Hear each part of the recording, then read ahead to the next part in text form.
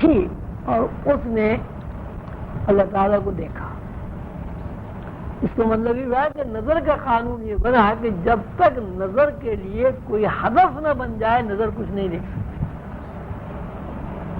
نظر کے لیے جب تک کوئی ہدف نہ ہو نظر کچھ نہیں دیکھ سکتی. اب یہ جو آپ دیکھتے ہیں آسمان، اب آپ اس کو آسمان کہتے ہیں، حضور قندر بابا کہتے ہیں آسمان تو یہ ہے نہیں، آسمان تو 7 ہے. اگر آپ کو ایک آسمان نظر آتا ہے تو 7 نظر آنے چاہیے. سننے میں آپ آسمان نہیں دیکھتے. تو یہ فرماتے ہیں نظر کا قانون یہ ہے کہ جب نظر کسی جگہ جا کے ٹھہر جاتی اور اس سے آگے وہ کام نہیں کرتی، تو اگر وہ نظر خلا میں کہیں جا کے ٹھہر جائے تو وہاں نظر کے سامنے نیلا رنگ آتا ہے. تو وہ نیلا رنگ دے کے اس کو آسمان کہہ دیتا ہے. تو آسمان اگر نیلے رنگ کا ہے تو 7 آسمانوں کے کیا رنگ ہیں پھر؟ اور اگر ایک آسمان آپ دیکھ سکتے ہیں تو آپ 7 آسمان کیوں نہیں دیکھ سکتے؟ تو نظر کا قانون یہ بنا کہ جب نظر پہلی دفعہ اللہ تعالیٰ کی ذات اقدس پر ٹھہری تو نظر کا قانون یہ بنا کہ اللہ تعالیٰ کی ذات منعکس ہو کر مخلوق کے دماغ میں منتقل ہو گئی. سماعت بھی مخلوق کے دماغ میں منتقل ہو گئی، بصارت بھی دماغ میں منتقل ہو گئی. اور جب سماعت اور بصارت انسان کے دماغ میں یا مخلوق کے دماغ میں منتقل ہو گئی تو وہاں سے دوسری حصیں اس کے اندر پیدا ہو گئی. چھونے کی حص لگے کہ جب مخلوق کو یہ ادراک ہو گیا کہ میرے علاوہ بھی کوئی ہے تو اس کو یہ بھی ادراک ہوا کہ میں بھی کچھ ہوں. اب جب میں بھی کچھ ہوں تو اس کو اپنے وجود کا احساس ہوا. یعنی اس کے اندر لمس کی، چھونے کی، چھو کر کسی چیز کو محسوس کرنے کی صلاحیت پیدا ہوئی. ایسی آواز کو سن کر، آواز کے زیر بم کو محسوس کر کے آواز سننے کی صلاحیت پیدا ہوئی. تو اب ہم یوں کہیں گے کہ مخلوق میں جتنی بھی مخلوق سنتی ہے وہ دراصل اللہ تعالیٰ کی آواز چونکہ اصل میں سن چکی ہے اس لیے سنتی ہے.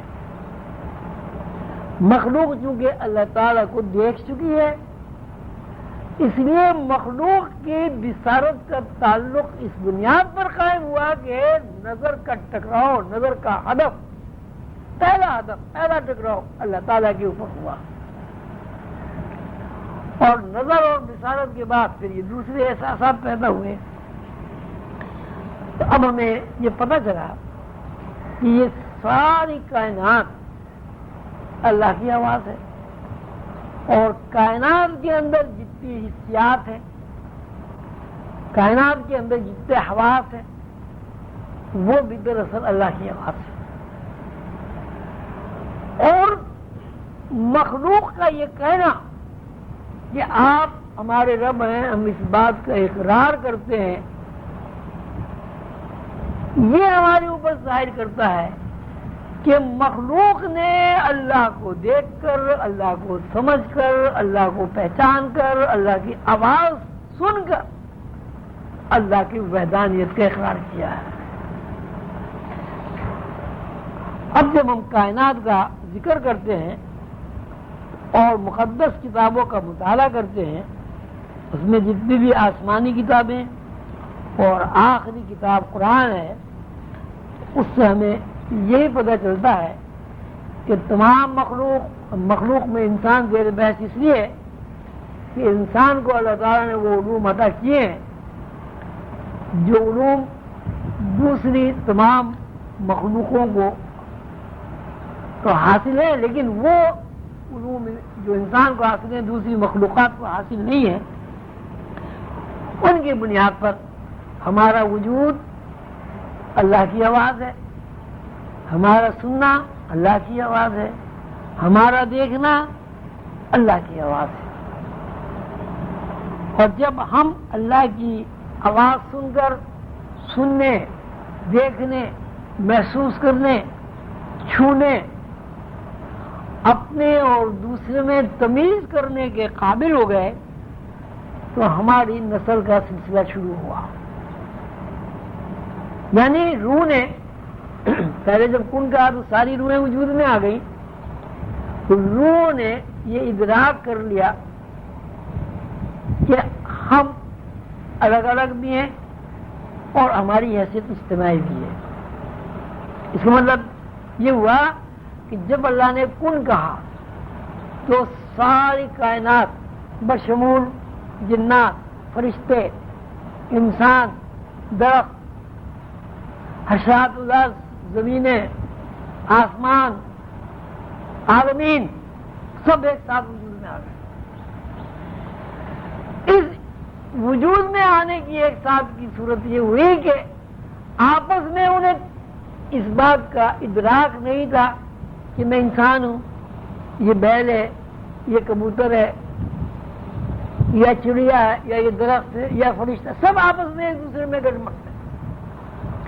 یہ یوں کہیے کہ ایک آئینہ تھا، اس آئینے میں بے شمار عکس ایک جگہ نظر آ رہے تھے، لیکن ہر عکس اس بات سے محروم تھا، اس آگاہی سے کہ وہ اپنی ذات کو الگ سے پہچانتا ہو، الگ سے ادراک کرتا ہو.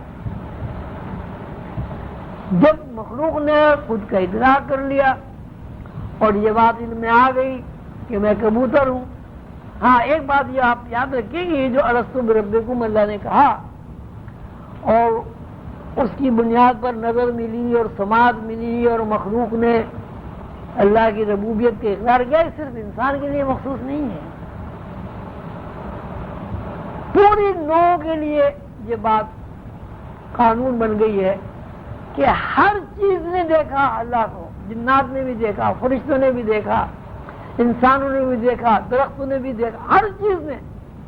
اس لیے کن جب ہوا تو کن میں کہیں تخصیص نہیں ہے کہ انسان بن جائے، کن میں کہیں تخصیص نہیں ہے کہ جنات کی نوعیں جو وجود میں آ جائیں، فرشتوں کی نوعیں وجود میں آ جائیں.